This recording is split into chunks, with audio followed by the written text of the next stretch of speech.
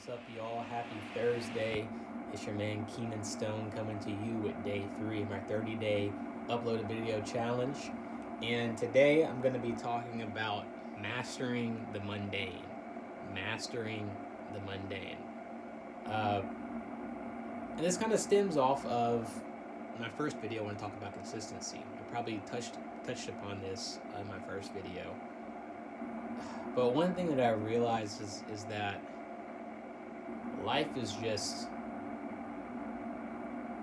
an aggregation, a culmination of routine actions.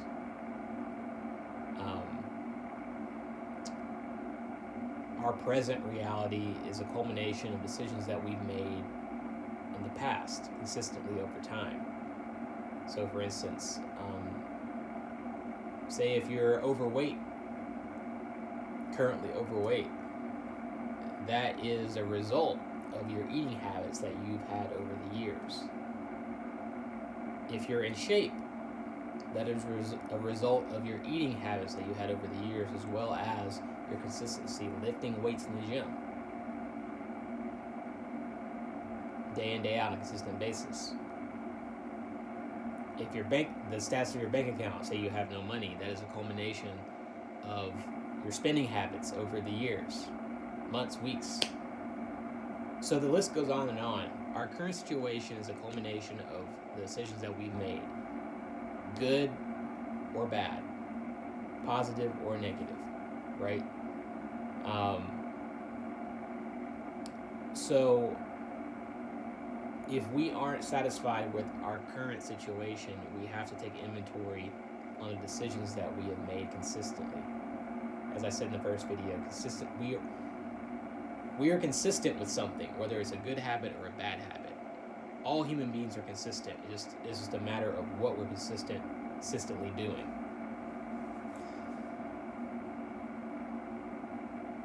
So with that, say we want a positive outcome in life, which I think most of you who are watching this video are looking to have a positive outcome. They have a dream. You have a dream, you have a goal, you have something you want to accomplish.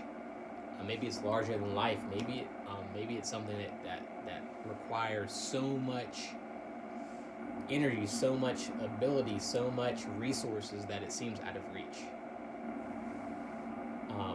And if that's the case, then I'm excited for you, because we should all have dreams that are way outside of ourselves. That's how you know it's a God-sized dream, when it's something that you can achieve on your own, and you need God to help you fulfill that, right? So the way we get to our goals, one thing I've been studying is mastering the mundane. I draw from one of my favorite books that I read. I'm a personal development junkie to a certain degree. I read a lot of self-help, quote unquote, if you will, business development, personal development books. And one book that I really enjoy is called The Slight Edge by Jeff Olson. And he explains this really well and kind of draws a graph about how life can either go one or two ways.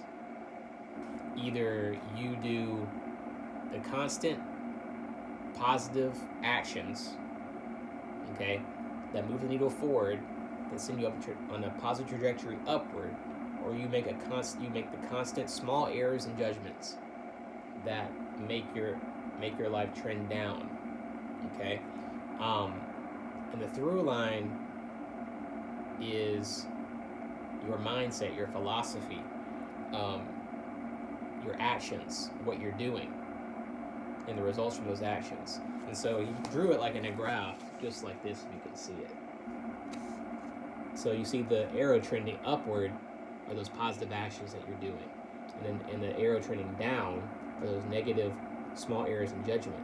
And that through line is what we talked about here. Your philosophy, your attitude, your actions, daily actions. And so knowing this is a normal fact of life, is that we are pretty much a culmination of our decisions. And if we're trying to trend up in that graph, we have to make good decisions consistently. And those decisions aren't really necessarily big decisions. Those decisions are very small, insignificant decisions that, or choices that really make no difference in the moment when we're doing them. Okay? So, say if I'm trying to build a multi-million-dollar brand, which I am, I need to really I need to master managing my time. So that means instead of going out to the bars on the weekends, I should be staying in and strategizing on my business, or I should be working on my marketing, or perfecting my product. These things that the weekend, right, is a break from your workday, right? So that's your time to yourself. So with that, I should be using that time to build my business instead of going out.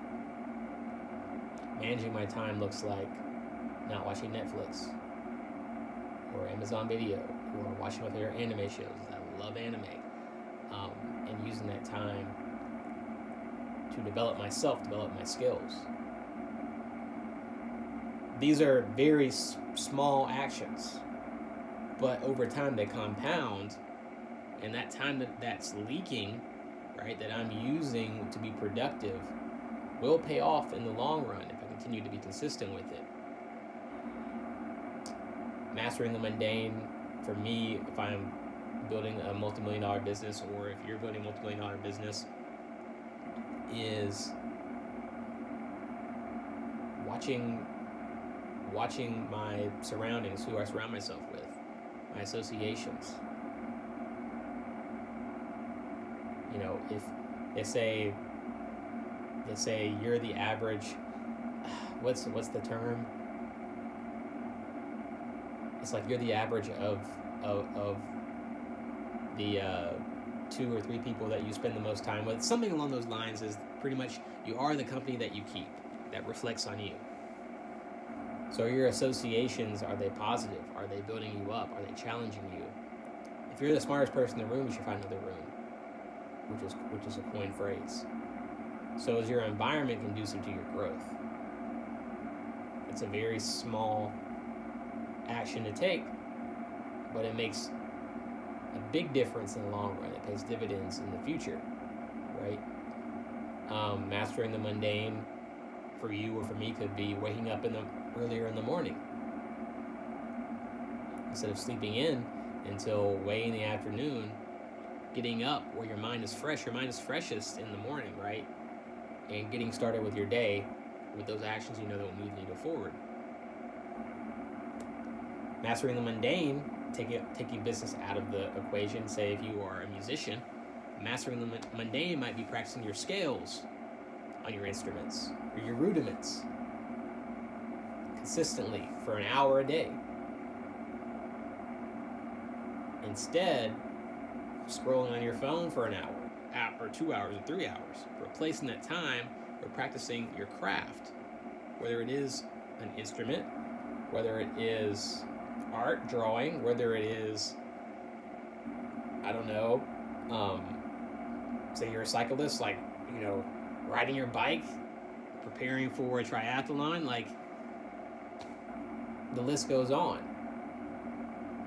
All the champions in sports, they have a very strict schedule on their practice, and they practice the same shot. Like Kobe Bryant he was known for practicing hours and hours before and after the scheduled practice time. So in order to be great, you have to be willing to put in the work, full stop. And it's boring work. Like practice is not fun. Really, it's pretty monotonous. You're doing the same thing over and over and over and over again. Being a martial artist, you know, as I told you in previous videos, you know, in Taekwondo, we have to practice our katas and our stances and our basic strikes. Like sitting stance punches, when I used to teach Taekwondo, I used to have my students warm up with sitting stance punches. We do about 30. Just sitting in a sitting stance.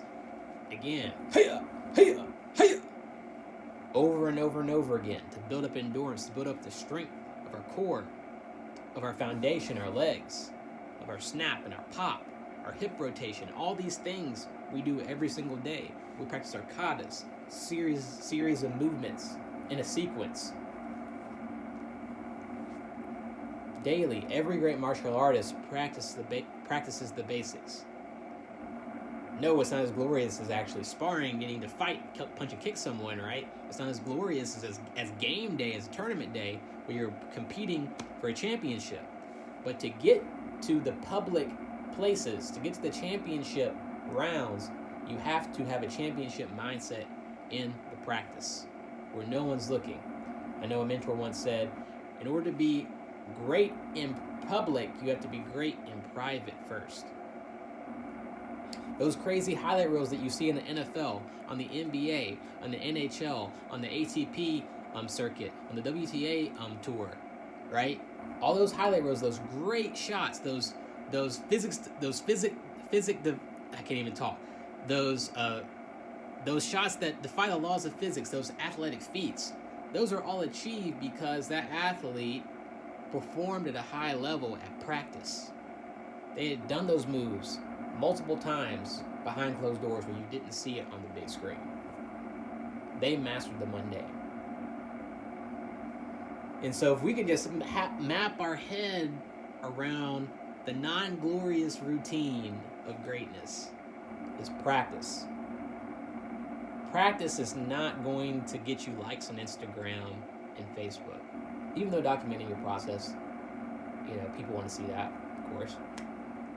This, in a way, is documenting my process because I'm starting a whole 30-day run on releasing YouTube videos. And this is, in a way, mundane. I'm shooting a video with my phone, uploading it to YouTube, right? And this is a daily process that I'm doing. I don't know who's going to see it. So far, I get 2 likes on the videos. I don't know who you guys are. Comment. Love y'all for supporting. But yeah, it's being consistent in doing those actions, activities that aren't really sexy. So that is going to separate us from the average, us from the run-of-the-mill people, us from the sheeple, is being consistent in the boring activities, the boring practice. If we can, again, we just have to get our minds around it. The key to success is just work. It's not hard. Well, it's hard, but it's not complicated. It's simple. And we just have to make the commitment, make the decision to do it. We don't need a silver bullet. We don't need a secret sauce.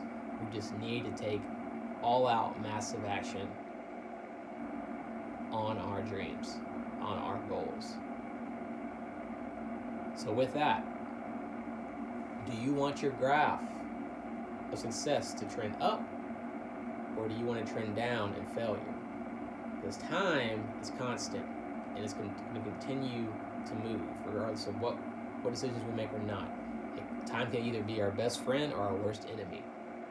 It's our decision to make that. We have the free will to get up each and every day and to choose success or to choose failure.